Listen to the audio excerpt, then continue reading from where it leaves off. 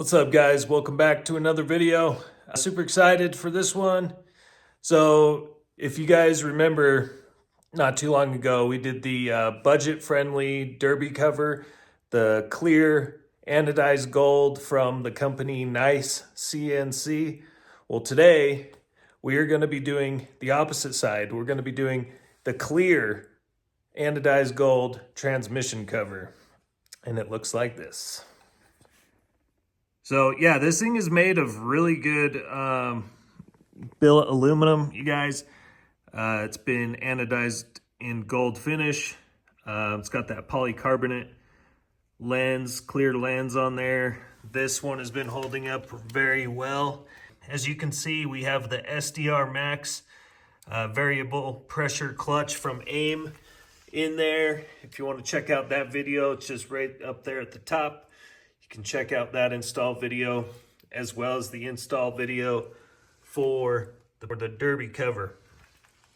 The reason just barely getting around to doing the transmission cover is because I was waiting for my Recluse cylinder slave to show up, because the reason I'm going with the Recluse cylinder slave is to reduce the pull strength required for the SDR Max.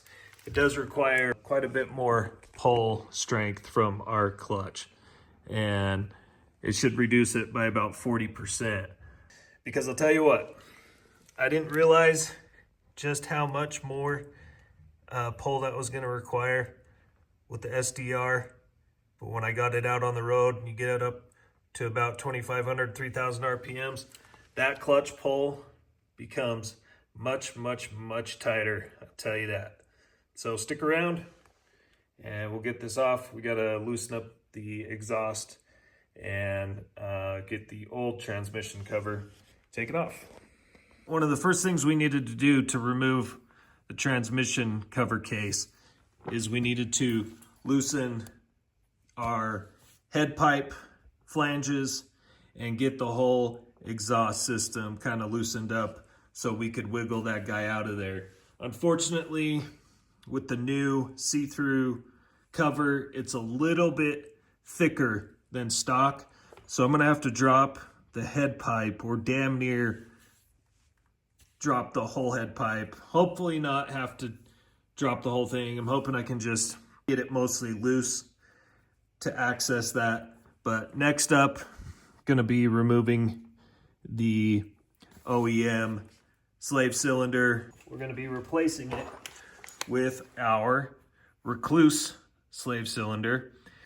All right, so after some little finagling, little finesse, got the head pipes completely loosened, the flanges off the head pipe bolts, or the studs, whatever you want to call them, just enough to squeeze that guy in there.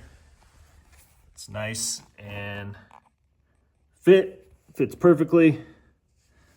Now all we got to do is throw both of our bolts back in to tighten it down. I think it calls for 80 inch-pounds to torque it down to 80 inch-pounds.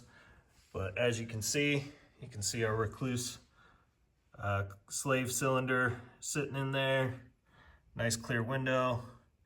I do need to re-bleed this out, so it's gonna make it easier because I can just, instead of trying to get this damn thing out again, you can take these 4 screws off and just lift this window out, and then I can access that bleed port, get everything buttoned back up, and we'll be good to go. But so far, I mean, it's looking good in there, especially with that Recluse slave cylinder just sitting in there all nice and neat. Like, I don't know, I'm pretty happy. I think this company does real good work with their machining quality.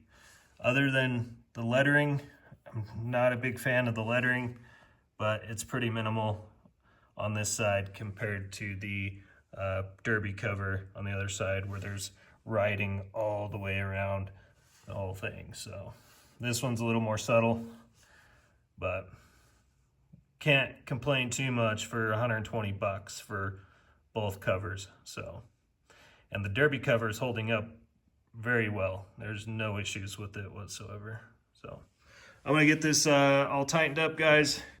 From Utah, as always, much love. Take care of yourselves.